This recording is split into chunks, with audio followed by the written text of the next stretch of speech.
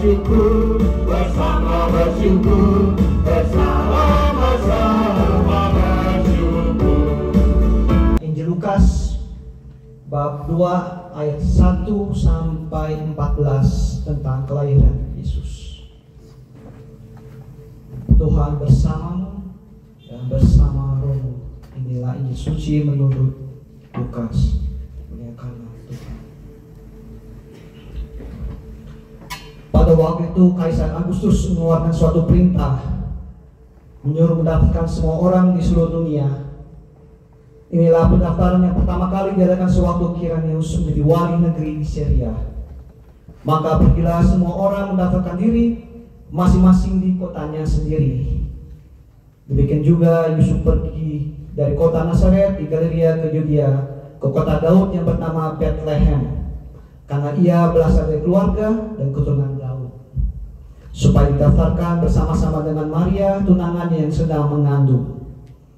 Ketika mereka di situ, tibalah waktunya bagi Maria untuk bersalin, dan ia melahirkan seorang anak laki-laki, anak yang sulung. Lalu dibungkusnya dengan lapin dan dibaringkan di dalam palungan, karena tidak ada tempat bagi mereka di rumah penginapan. Di daerah itu ada gembala-gembala yang tinggal di padang menjaga kawanan ternak mereka pada waktu malam. Tiba-tiba berdirilah seorang malaikat Tuhan dekat mereka, dan kemudian Tuhan bersinar meliputi mereka, dan mereka sangat ketakutan. Lalu kata malaikat itu kepada mereka, "Jangan takut, sebab sesungguhnya aku memberitakan kepadamu kesukaan besar untuk seluruh bangsa. Hal itu telah lahir bagimu juru selamat, yaitu Yesus Kristus Tuhan di kota Daud. Dan inilah tandanya bagimu, kamu akan menjumpai seorang bayi dibungkus dengan lampin dan terbaring di dalam palungan." Dan tiba-tiba tampaklah bersama-sama dengan malaikat itu sejumlah besar bala tentara surgawi yang memuji Allah, katanya, "Kemuliaan bagi Allah di tempat yang maha tinggi, dan damai sejahtera di bumi di antara manusia yang berkenan kepadanya." Demikianlah Injil Tuhan.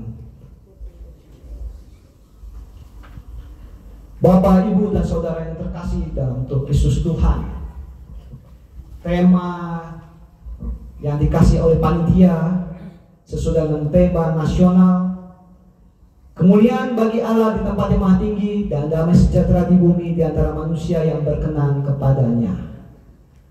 Tema Natal ini kita sudah hampir 4 minggu ya kita dengar, atau sebulan 2 bulan lebih kita mendengar tentang tema Natal tahun ini, kemuliaan bagi Allah di tempat yang maha tinggi. Dan Bapak Ibu sekalian, subtema yang diberikan oleh panitia adalah lepas dengan indah, sambut dengan hangat. Bapak Ibu saudara kasih, saya memulai renungan pada pagi hari ini dalam menyambut tahun 2024 bersama pegawai Kabupaten Pania ini dengan sebuah cerita. Saya memulai suatu cerita. Cerita ini dimulai dari negeri timur jauh sana. Bukan negeri sini, negeri di timur jauh sana, dari negara Tiongkok, Cina sana. Kebetulan saya orang Cina, ya saya cerita dari negara Tiongkok sana. Ceritanya begini, ada seorang anak muda yang ganteng, yang cakep sekali. Anak muda itu belum mempunyai seorang istri. Sesama-sama tetangganya diolok-olok. Tetangganya mau olok-olok menjelek-jelekan anak muda ini. Mama, anak muda ini ganteng-ganteng, belum mempunyai istri, belum mempunyai maitua, masih hidup sendiri. Apakah akan sampai jomblo sampai mati? Mamanya mendengar olok-olok dari tetangganya. Namun mamanya, pemuda itu menjawab, "Cakep, ganteng anak saya jomblo, saya hanya bersyukur." Kemudian anak muda itu ingin belajar naik kuda, karena kuda itu adalah kendaraan di daerah tersebut. Karena anak muda itu naik kuda, ketika dia belajar naik kuda, tiba-tiba dia jatuh dari kuda dan patah kakinya. Ketika patah kakinya di rumah jadi pincang, tetangganya kembali molong-olok mamanya lagi, keluarganya lagi. Mama, lihat anakmu sekarang yang ganteng sudah pincang, susah cari istri, apalagi cari kerja, hanya bisa di rumah saja. Mama itu diam dan tetap menjawab, ganteng, cakep, pincang, hanya di rumah, saya hanya bisa bersyukur. Kemudian satu waktu terjadi perang di tempat sana. Semua anak laki-laki wajib militer. Anak yang ganteng, anak yang sehat, yang umur 17 tahun ke atas, semuanya harus wajib militer. Kecuali anak yang ganteng pincang ini. Tetangganya yang dulu ngolok menangis. Kenapa? Anak saya yang ini harus pergi wajib militer, ikut perang, dan pulang mati.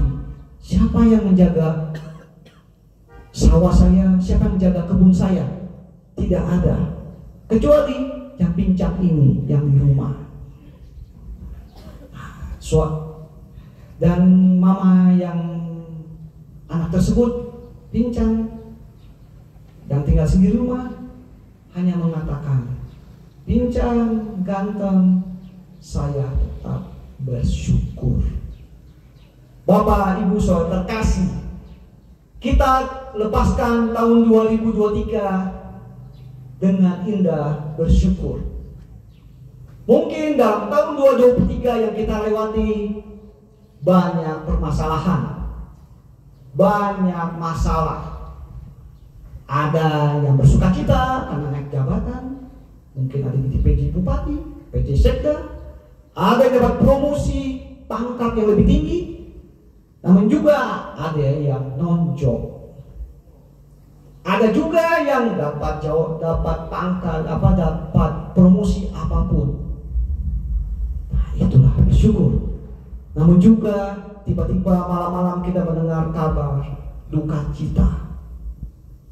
Teman kita tiba-tiba dipanggil Tuhan kembali ke Allah Bapa. Apakah selama tahun 2023 yang kita lewati, kita bisa bersyukur dalam suka, dalam duka, dalam segala permasalahan? Inilah tahun 2023 yang kita lewati. Itulah tahun 2023 yang kita pernah lewatkan. Mungkin banyak kisah-kisah yang indah, kisah-kisah yang kurang baik, kisah-kisah air mata yang kita pernah lewatkan. Namun, apakah kita bisa bersyukur dalam segala hal? Dan sekarang kita memasuki tahun 2024. Sambut dengan hangat itu temanya. Bagaimanakah kita menyambut tahun 2024 dengan sambut, dua kata sambut, dan hangat, dua kata. Bagaimanakah kita sambut dengan hangat?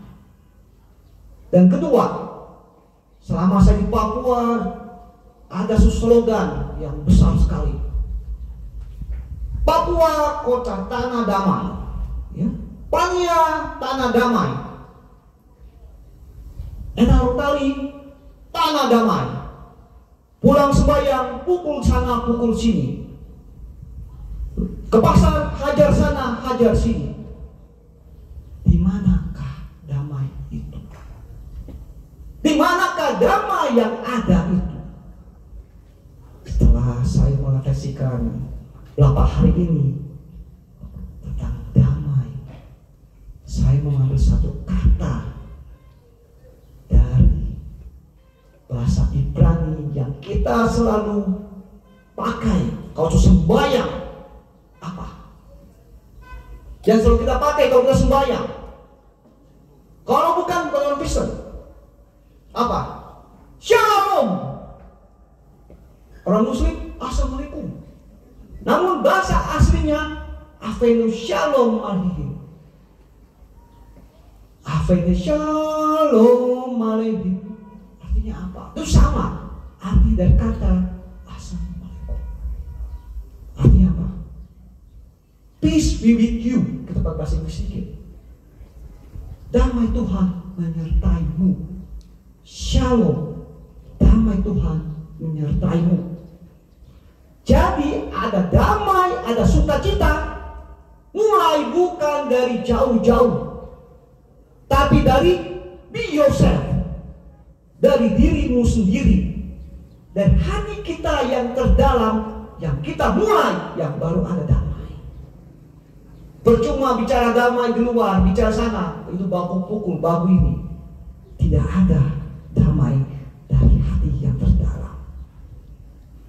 Bapak Ibu sekalian, kalau kita melihat dari bacaan Injil tentang kisah kelahiran Tuhan Yesus Kristus, ketika Bunda Maria menerima kabar sukacita dari malaikat Tuhan, apakah ada damai dalam dirinya? Malaikat Tuhan memberikan sapaan, damai Tuhan menyertaimu. Dan Bunda Maria ada damai dalam hatinya yang pertama. Begitu juga ketika Maria mengunjungi Elizabeth, saudarinya, dan itu juga ada damai. Ya, ada damai yang datang dari nyanyian pujian Maria. Itu jiwaku memuliakan Tuhan, hatiku bergembira. Itu dari hati yang terdalam, bukan dari mulut yang bicara. Ketika ini juga pujian Zakaria, itu juga pujian yang terdalam. Terpujilah Tuhan Allah Israel, sebab ia merawat umatnya dan membawa kelepasan baginya. Inilah damai yang harus kita mulai dari siapa? Yourself, I. Nah, diri sendiri dulu. Kalau kita tidak bisa membawa damai untuk diri kita, kita tidak bisa mengatur damai untuk diri kita. Ketika kita bangun tidur, kita bisa mengatur hidup kita, mengatur diri kita, mengatur segala yang ada. Tuhan, hari ini saya bangun, saya ingin ciptakan damai untuk diri saya, untuk keluarga saya, untuk sesama saya. Barulah bawa damai, sukacita bagi yang lain. Bapak Ibu sekalian, ini renungan saya pertama tentang damai itu shalom. Ternyata shalom itu di dalam perjanjian lama itu sampai 237 kali lebih arti kata shalom. Ya, setiap kata-kata mulai dengan damai sejahtera. Perjanjian lama pun, perjanjian baru pun, kata-kata mulai pertama damai sejahtera. Kenapa kita sekarang sulit memulai kedamaian itu? Saya pikir-pikir masalahnya bukan faktor eksternal. Saya pikir-pikir ini faktor internal dari pribadi masing-masing yang tidak bisa membuat damai dalam dirinya. Yang pertama. Yang kedua, shalom setelah diri sendiri, shalom meliputi keluarga yang terkecil, suami, istri, anak. Shalom meliputi mereka. Saya sering melihat anak-anak sekarang, orang komplain banyak anak aibon, anak kacau, anak mabuk, anak apalagi.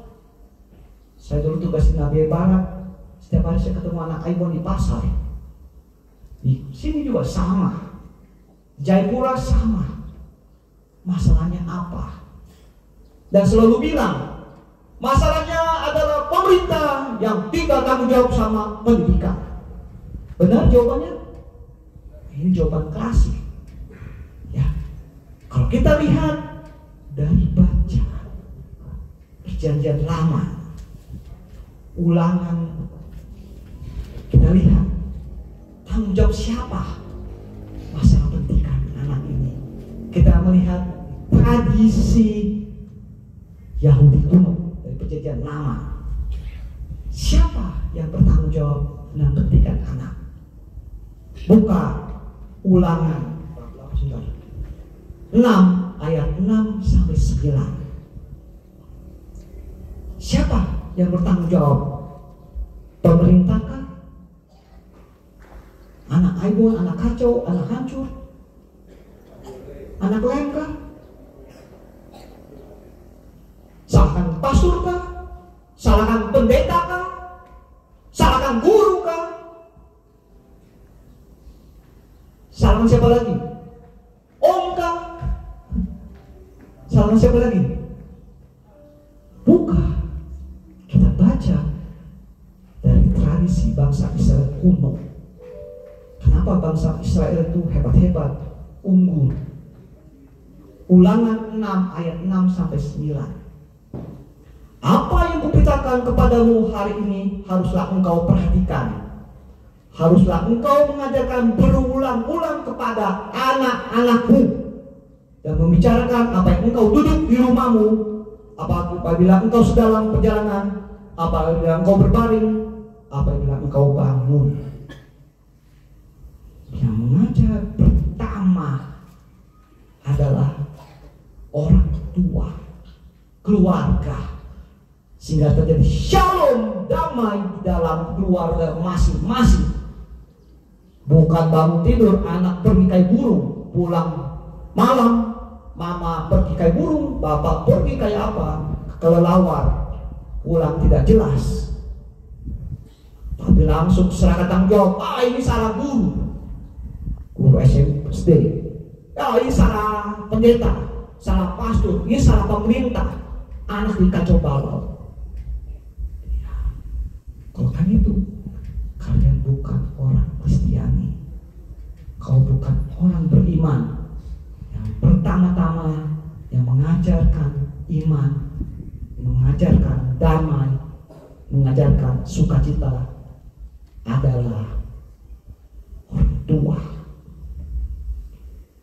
Di dalam psikologi perkembangan anak itu belajar dari copy paste dari orang tua. Di rumah, kalau orang tua pukul pukul istri, anak terekam dalam pikirannya. Itu psikologi perkembangan.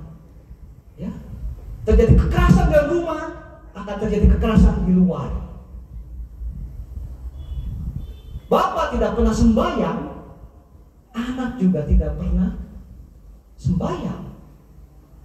Ibu tidak pernah di rumah, pergi jauh-jauh jalan sana jalan sini, anak tidak pernah juga mengikuti. Anak mengikuti contoh dari orang tua. Hai para orang tua yang hadir pada hari ini, saya yakin semuanya orang tua semua ya. Ya, ingatlah kalian punya tanggung jawab yang besar untuk mendidik anak, jadi shalom, jadi bersalam damai, jadi shalom untuk sesama. Bagi yang Katolik, kalian yang sudah nikah dalam gereja, janji hidup semati menjaga anak-anak. Ini ada jalan itu bagi teman-teman di gereja juga. Ingat kembali janji itu, sehingga ada damai, sukacita, bukan dari luar sana, dari gunung sana. Kita mungkin itu tipu-tipu semua. Mulai dari dalam diri, dari keluarga, baru lingkungan yang lebih besar. Inilah damai. Kalau kita refleksikan lebih dalam, bagaimanakah tentang kisah nativiti kelahiran Tuhan Yesus Kristus, bagaimana peranan Maria dan Yusuf membawa damai keluarganya. Kita bisa melihat ketika Tuhan Yesus lahir, mereka persembahkan kepada baik Allah pada hari 8 kalau nggak salah, hari 8. Terus kedua, sunat secara adat. Dan umur berapa tahun lagi persembahkan lagi ke Bait Allah, umur 12 tahun kalau nggak salah ya. Tidak jauh dari Tuhan. Inilah indah untuk tahun 2024. Kita sambut dengan hangat. Ada damai dari keluarga kita. Ada damai dalam diri kita. Ada damai dalam kelima kita. Ada shalom alaikum. Ada shalom assalamualaikum. Itu sama. Itu bahasa teks yang sama, tapi artinya sama. Konteksnya sama. Ada shalom. Ada shalom. Kita akan membawa damai kepada sesama. Dan konteks terakhir, bagaimanakah kita dipaniai? Bagaimanakah kita tempat di sini? Kita selalu berdoa, Tuhan berikanlah damai kepada di sini. Tuhan berikan damai kepada sini. Saya kalau ke pasar, baku pukul, baku ini, baku maki, baku ini. Saya bingung, doa kita yang salah atau kita yang salah sih? Apakah saya semakin berdoa kah? Atau bosan berdoa? Apakah Tuhan sengaja buat kita? Tidak, kabulkan doa. Ternyata jawaban saya cuma satu. Karena kita tidak setia menjaga shalom itu. Kita tidak setia menjaga shalom yang ada dari Tuhan kepada kita. Kalau kita setia menjaga shalom yang ada dalam kita, niscaya damai terjadi tempat kita. Bapak, Ibu, Saudara kasih, Bapak Ibu sekalian, dalam menutup renungan ini, Bapak Ibu, saya teringat sebuah lagu bahasa dari Spanyol. Ya, kita sedikit internasional dikit. Feliz Navidad. Tahu artinya lagu Feliz Navidad? Nah, lagu Feliz Navidad itu sangat berkesan untuk kita semua, sehingga membawa shalom untuk kita semua. Kita nyanyikan. Saya perkenalkan.